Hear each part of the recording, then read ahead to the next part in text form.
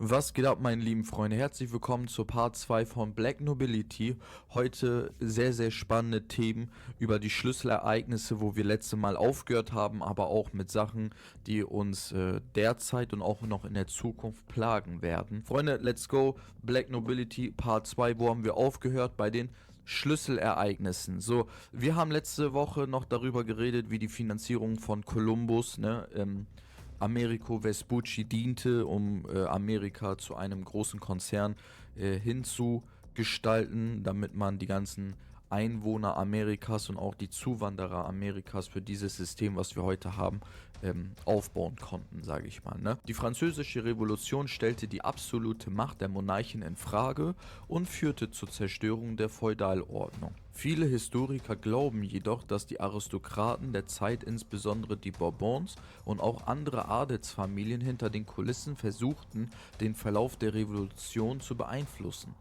Großbritannien durch das Haus Hannover und die indirekte Verbindung zum Haus Guelph hatte zu dieser Zeit große wirtschaftliche Interessen in Frankreich und Europa. Es gibt Hinweise darauf, dass britische Finanziers und Aristokraten durch Subventionierung von Revolutionären und das Fördern von Revolutionen versuchten, das Machtgefüge in Europa zu destabilisieren, um ihre eigenen wirtschaftlichen Interessen zu fördern. Zu der Zeit der Revolution war Frankreichs Ludwig XVI. Das Oberhaupt der Familie, und interessant ist halt über ihn zu wissen, dass er von sich selber aus dachte, Gott selbst habe ihm die Kraft und das Recht gegeben, über das Land zu bestimmen. Und er hat nämlich was sehr, sehr Interessantes gemacht, und zwar hat er die Geistlichkeit an die erste Stelle gehoben und dann erst den Adel. Das war für den Adel irgendwo ein Grund, sich dann gegen Ludwig dem 16. zu erheben. Und das haben wir laut mehreren Quellen sogar. Die erste Quelle wäre Memoirs Illustrating the History of Jacobinism von Abby Augustine Baruel. Findet ihr alles unten in der Beschreibung, von 1797 bis 1798. Sie hat zum Beispiel über die Kernbehauptung der Revolution geschrieben: Die Revolution war ein geplanter Umsturz durch Illuminati, Freimaurer und Philosophen, die gegen Thron und Alter vorgingen. Oder wir haben Ona Birch, Secret Societies, Illuminati, Freemason and the French Revolution von 2007. Das Originale kommt von 1914. Die Illuminati, gegründet 1776, waren die treibende Kraft hinter der Revolution, unterstützt durch Alchemisten, Mystikern und Politikern. Ihr seht, dass viele Autoren davon ausgingen, dass das eine gemachte Verschwörung war. Jetzt kommen wir zur Machtübergreifung der Habsburger in Europa 1600 bis 1800. Ich hatte euch ja schon im ersten Teil gesagt gehabt, dass ich finde, dass die Habsburger wirklich einer der größten Familien überhaupt waren oder immer noch sind. Das Haus Habsburg spielte eine zentrale Rolle in der europäischen Politik, insbesondere im Heiligen Römischen Reich. Sie kontrollierten große Teile Europas, einschließlich Spanien, Österreich, Italien und Niederlande. Ein Beispiel für ihre Machterweiterung war der Dreißigjährige Krieg von 1618 bis 48. Der Dreißigjährige Krieg war ein katastrophales Ereignis, das tiefgreifende Auswirkungen auf die europäische Landkarte hatte. Historiker spekulieren, dass bestimmte Aristokraten des Hauses Habsburg und ihre Verbündeten in den kriegerischen Konflikten einen verdeckten Einfluss ausübten, um die politische und religiöse Macht in Europa zugunsten ihrer eigenen Herrschaft zu verschieben. Der Krieg führte zur Verstärkung der Habsburger Herrschaft und zur Konsolidierung von politischer Kontrolle in Zentral- und Osteuropa, was viele als strategische Machterweiterung einer geheimen Elite interpretieren. Der vierte Punkt ist der Aufstieg des Kapitalismus und der Bankensysteme von 1700 bis 1900. Das ist die Medici-Familie gewesen. Also bevor noch die Rothschilds überhaupt Banken aufgebaut haben, haben sie einen Vorreiter gehabt. Und ich habe euch ja schon mal gesagt gehabt, dass die Medici-Familie und die Rothschild-Familie auch schon untereinander geheiratet hatten. Ne? Also die päpstlichen Blutlinien haben sich mit den World Monarchen auch schon gekreuzigt, und deswegen haben wir halt italienische Bankensysteme in Amerika und in anderen Ländern als erstes gehabt, und danach kam die Revolution durch amerikanische Banken oder deutsch-jüdische Banksysteme, so einfach nur als Befreiung aus italienischer Herrschaft. Ne, das ist immer so ein Schauspiel, was die gerne machen. Also, Ein weiteres Beispiel für den Einfluss der schwarzen Aristokratie war die Etablierung von internationalen Bankensystemen, die vor allem durch italienische, deutsche und französische Familien betrieben wurden. Viele dieser Familien waren nicht nur in der finanziellen Welt aktiv, sondern beeinflussten auch politische Entscheidungen durch ihre Macht im Hintergrund. Beispiel ist die Rolle der Medici-Familie in der Finanzierung von Kriegen. Im 15. Jahrhundert spielte das Haus Medici eine entscheidende Rolle in der Finanzierung von Kriegen und der Unterstützung von Dynastien in ganz Europa. Durch ihre Bankhäuser wie die Medici-Bank hatten sie die Möglichkeit, Regierungen und Kriege zu finanzieren, um politische Entscheidungen zu lenken und ihre eigenen Wirtschaftsinteressen zu sichern. Spannend hierbei zu betrachten ist, welche Länder von den Medici-Familien finanziert wurden, also von den Banken. Und zwar ist das einmal Italien. Alles in Italien wurde von der Medici-Bank finanziert, also das Papsttum, Sforza in Mailand und die Medici-Familie selbst, ne? Als Herrscher von Florenz haben sie sich dann auch selbst finanziert. Als die Italiener die Franzosen invasierten, hat die Medici-Bank, so wie die Rothschild das heutzutage gemacht hatten, haben sie auch schon ihren Gegnern finanziert. So, ne? England mit Edward IV. Wurde finanziert, die Niederlande wurde 1439 auch finanziert. Also wir haben wirklich, ich könnte euch noch mehr Sachen vorlesen, Spanien, Heiliges Römisches Reich mit Deutschland, Königreich von Neapel, das Osmanische Reich, Polen, alle wurden von der Medici-Bank finanziert. Also das zeigt euch einfach nochmal, wie mächtig Bankensysteme sind und wie vielleicht auch Rothschild es dann geschafft hat, zur absoluten Spitze des Bankier oder der Bankierfamilien aufzusteigen. Ne? Wie wichtig auch Geld heutzutage ist, wissen wir. Jetzt kommen wir zum vorletzten Event und das ist der Erste Weltkrieg 1914 bis 1918 und die Geheimabsprachen, die dabei gelaufen sind. Also es gibt viele Spekulationen, dass der Erste Weltkrieg und auch die Nachkriegsordnung von den globalen Aristokraten manipuliert wurden, um neue politische Strukturen zu schaffen, die ihnen langfristige wirtschaftliche und politische Vorteile brachten. Ne? Ein Beispiel dafür ist die Entstehung der Weltwirtschaftsordnung und der Einfluss von Banken.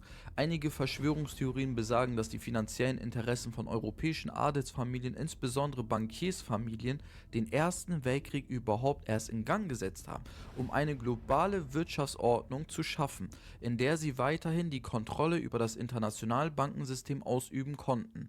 Der Versailles-Vertrag von 1919, der den Krieg beendete, führte zu einem politischen Umbruch und legte die Grundlage für zukünftige Kriege, die wiederum von den gleichen Machtstrukturen beeinflusst wurden. Jetzt stellt sich die Frage, was ist der Versailles-Vertrag von 1919? Also, das war der zentrale Friedensvertrag nach dem Ersten Weltkrieg. Er wurde am 28. Juni 1919 im Spiegelsaal des Schlosses Versailles bei Paris unterzeichnet und beendete den Kriegszustand zwischen den Alliierten Frankreich, Großbritannien, USA, Italien und Deutschland. Dadurch hatte Deutschland zum Beispiel Gebietsverluste, das Militär musste auf 100.000 Männer beschränkt werden, keine Luftwaffe, U-Boote oder Panzer durften die mehr haben. Natürlich Reparationen mussten die zahlen, 132 Milliarden Goldmark, also circa 442 Milliarden wären das heute als Entschädigung. Völkerbund, Gründung des Völkerbunds ohne USA. Deutschland durfte erst 1926 beitreten und andere Sachen wie Verbot mit der Union, mit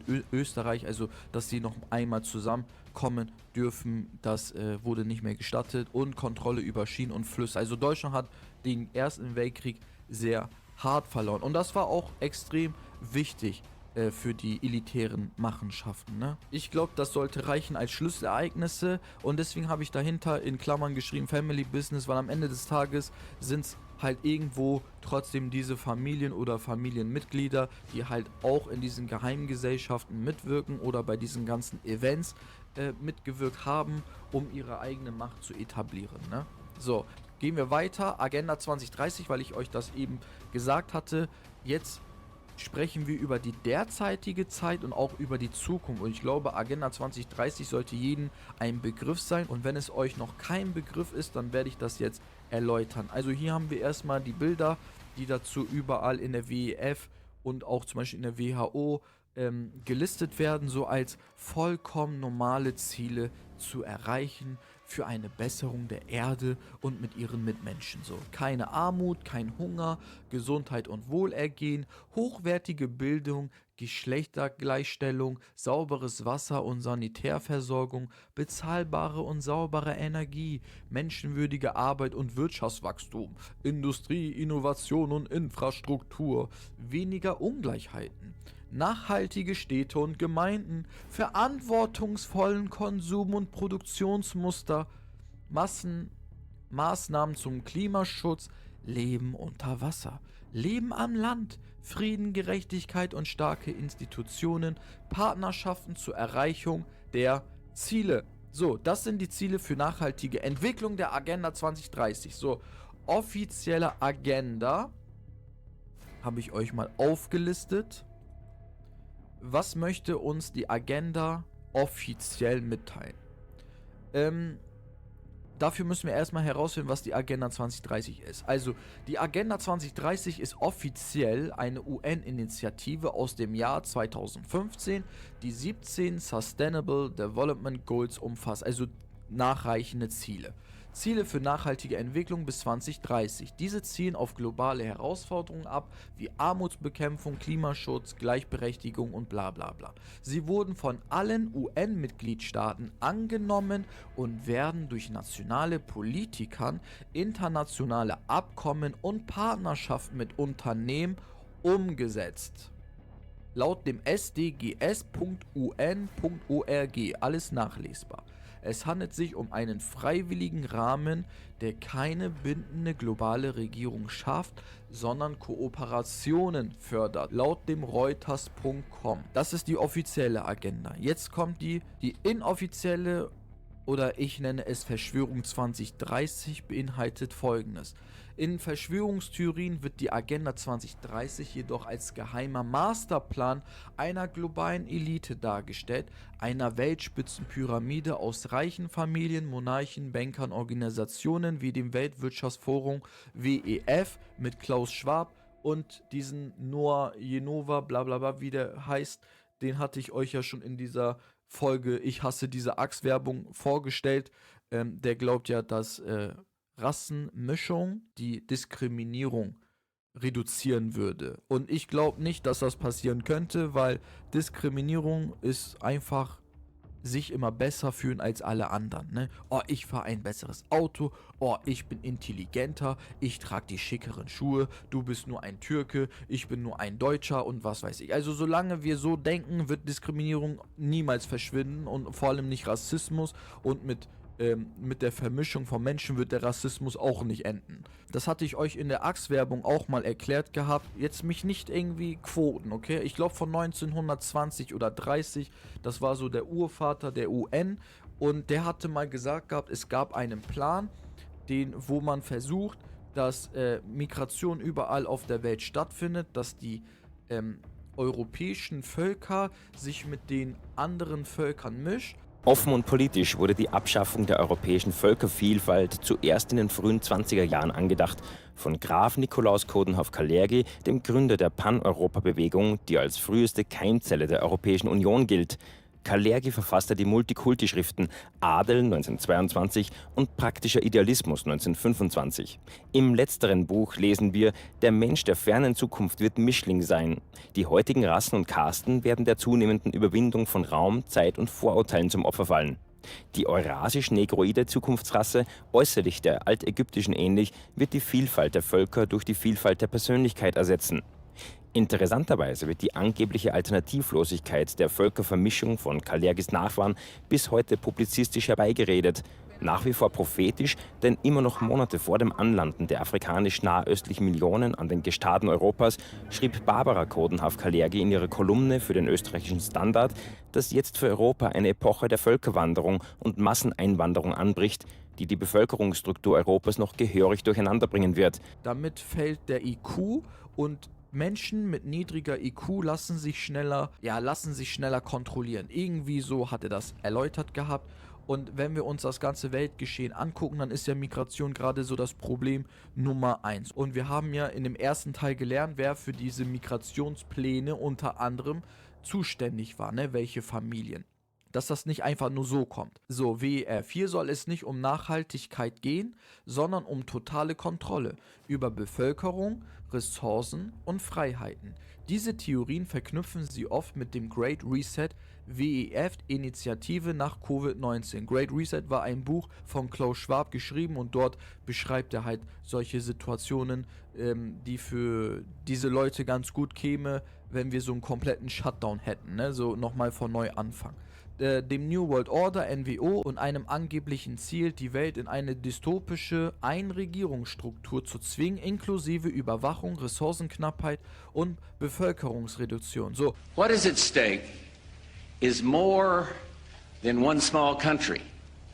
It is a big idea, a new world order, where diverse nations are drawn together in common cause to achieve the universal aspirations of mankind: peace and security, freedom and the rule of law. Inklusive Überwachung haben wir. In China wird das ja auch gerade, ist es ja schon ein bisschen länger, aber dort wird das halt gerade getestet, dass man bewertet wird, wie man sich verhält. Ne? Läufst du zum Beispiel über die rote Ampel, kriegst du 200 Euro weniger, weil es kommt irgendwann dazu, dass wir alles automatisieren, ne? Jedes Lager, jede Food Industry, also jede Produktionsstätte, und dann wird es einfach so wenig Arbeit geben, dass die Menschen gezwungen werden, nicht mehr arbeiten zu müssen. Da muss ja irgendwo so eine globale Balance stattfinden, wo man sagt, okay, jeder Mensch ist vielleicht 800 Euro wert, jeder Mensch, der nicht arbeitet, bekommt 800 Euro, und je nachdem, wie du dich benimmst,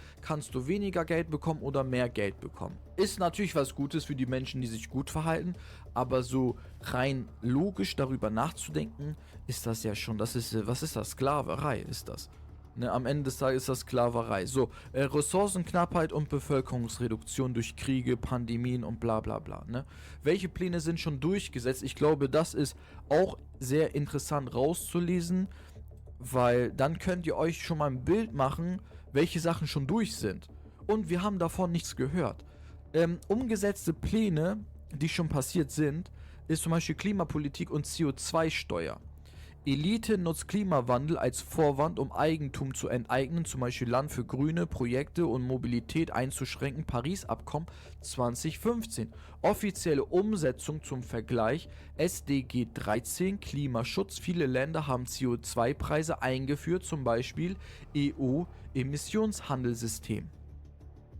Zweitens, digitale Identität und Überwachung. Kommt ja auch jetzt langsam in Deutschland, ne? Covid-19-Impfpässe und Apps als Test für globale ID-Systeme. 5G-Netze für totale Kontrolle. Offizielle Umsetzung ist die SDG 16. Frieden und Gerechtigkeit. Digitale IDs in Ländern wie Indien, Aadhaar oder EU-Digitalstrategie fördern Inklusion. Lockdowns und Great Resets. Pandemie als geplanter Schock zur Umgestaltung der Wirtschaft. WEF-Slogan: You will own nothing, but be happy. Also du willst nichts besitzen, aber du wirst glücklich sein. WEF-Initiative 2020. Wirtschaftsreformen und Post-Covid, aber freiwillig. So, da war ja ganz groß der Aufschrei, dass die WHO jetzt zum Beispiel in Deutschland ist das so, dass die WHO das Recht hat, über der Regierung zu bestimmen, was in der nächsten Pandemie für Vorkehrungen getroffen werden. Das ist schon durch. Also ein Bill Gates hat zu sagen, was wir in Deutschland annehmen müssen und was nicht. Und der Typ ist ja nur auf Impfung, die Menschen kaputt zu machen. Das ist alleine der einzige Grund, warum es überhaupt zu dieser Impfung gekommen ist. Biodiversitäts- und Landrechte. Darüber habe ich ein TikTok-Video gemacht. UN-Konventionen, zum Beispiel CBD, übertragen Land an globale Institutionen, um Bauern zu enteignen. Ne, das Enteignen-Thema kommt langsam wieder hoch. Ja. SDG 15. Leben am Land. Schutzgebiete erweitern. Zum Beispiel in Brasilien oder Afrika. Und das war ja das TikTok-Video, was ich euch gesagt hatte. Und zwar, dass zu der Zeit, wo in Deutschland die Briefe rumgingen, wisst ihr noch? Ja, Enteignung. Und dann war der Schrei ganz laut, auch in den Medien. Ja, es könnte zur Enteignung kommen und bla bla bla. Währenddessen haben die das in Afrika schon gemacht, und zwar die Afrikanische Union damit sie bei der WEF mitmachen kann, ne, dann kriegt man halt auch immer gute Finanzspritzen reingesteckt. Dafür haben sie ihr Recht auf Grundwasser abgegeben. Heftig, ne? Ja, was haben wir noch? Ja, zentrale Bankendigitalwährung, ne, wissen wir in Deutschland ja auch schon, Bargeld abschaffen, um Transaktionen zu tracken und zu kontrollieren. SDG 8, Wirtschaftswachstum als Deckmantel, schon in Testphasen, zum Beispiel EU, digitaler Euro. 15 Minuten Städte und Urbanisierung, Zwang zur Megastadtleben, um ländliche Gebiete zu entvölkern und Mobilität zu beschränken. SDG 11, nachhaltige Städte. Darüber haben wir schon gehört, ne? 15 Minuten Städte, dann darfst du deine Stadt halt immer nur 15 Minuten verlassen. 15 Minuten weit verlassen. Es gibt Spiele darüber. Ganz gutes Beispiel ist Cyberpunk 2077. Alle leben in diesen Megacities und dürfen sich eigentlich nicht entfernen. Social Credit System, habe ich euch ja vorhin schon gesagt gehabt, wie in China Verhalten bewerten, um Rechte zu verweigern, ist die SDG 16 Inklusion als Tarnung. Bevölkerungs- und Ressourcensteuerung, nachhaltige Rationierung von Fleisch, Wasser oder Energie, angebliche Ziele wie 1,5 Milliarden globale Bevölkerung, nicht offiziell, aber in Theorie. Und das Ende wäre globale Regierung, UN, WEF als Vorläufer einer Einweltregierung mit Militär und Währung.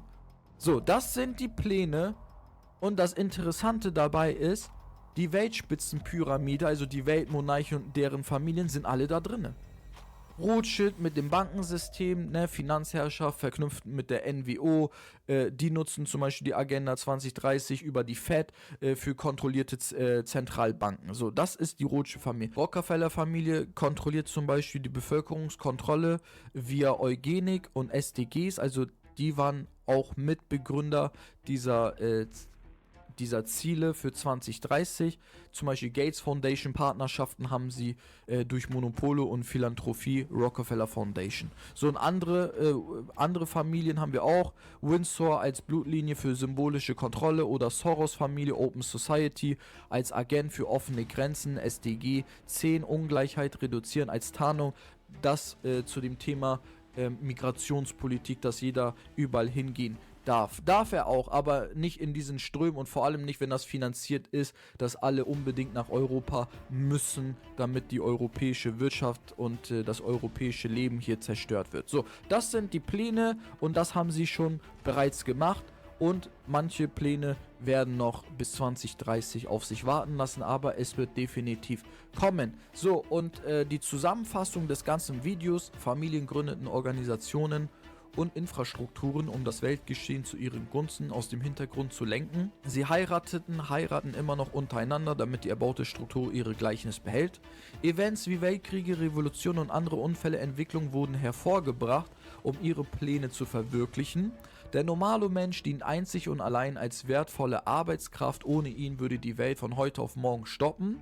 Dem Menschen muss eingetrichtert werden, wie gut er es hat und dass er dafür Opfer, Zeit plus Lebensenergie bringen muss. Nachrichten, Wissenschaft, Erfindungen, Entdeckungen dienen ausschließlich der Unterhaltung. In einem langweiligen Käfig lässt es sich nicht leben.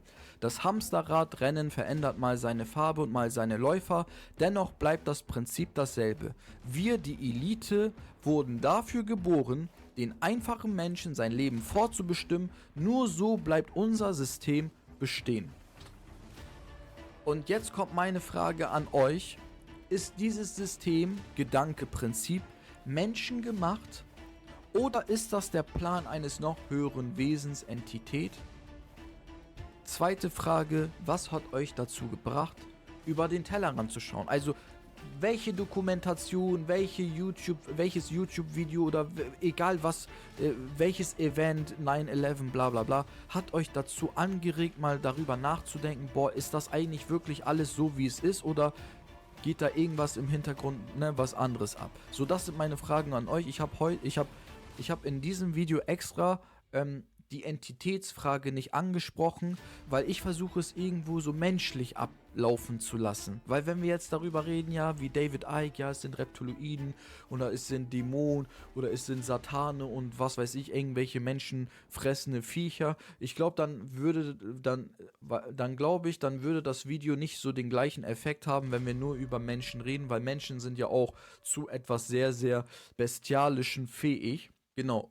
Ich werde natürlich das Thema irgendwann mal ansprechen über höhere Entitäten, weil da hat mich ja auch jemand gefragt gehabt in den Kommentaren, ob ich mal ob ich mal das Video von Alexander Laurent oder Alexander Laurent mal zusammenfassen könnte, weil der spricht ja darüber, dass es höhere Entitäten gibt, dass die Elite oder dass der digitale Adel zum Beispiel mit diesen Wesen arbeitet und bla bla bla aus den gnostischen Texten von Thomas oder von Philipp und so kriegt man ja auch nochmal andere Geschichten raus, wer eigentlich der Strippenzieher dieses ganzen Events ist und was er eigentlich mit den Menschen vorhat. Wir sind jetzt zum Ende dieses Videos gekommen, Freunde. Black Nobility Part 2. Ich hoffe, das Video hat euch gefallen. Also ich muss ehrlich gestehen, ich habe das Video extrem bearbeitet.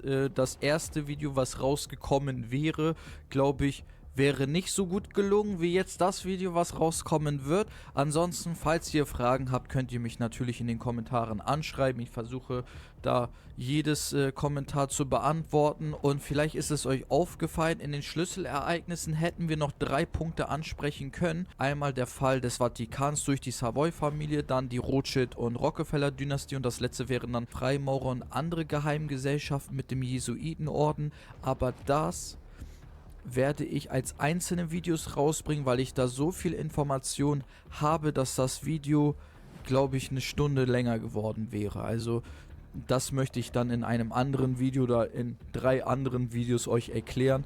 Wird auf jeden Fall sehr, sehr spannend. Das war's wieder von mir, Freunde. Passt auf euch auf, seid kritisch, unterstützt mich weiter auf YouTube, unterstützt mich auch weiterhin auf TikTok und dann sehen wir uns zum nächsten Video. Haut rein und bis zum nächsten Mal.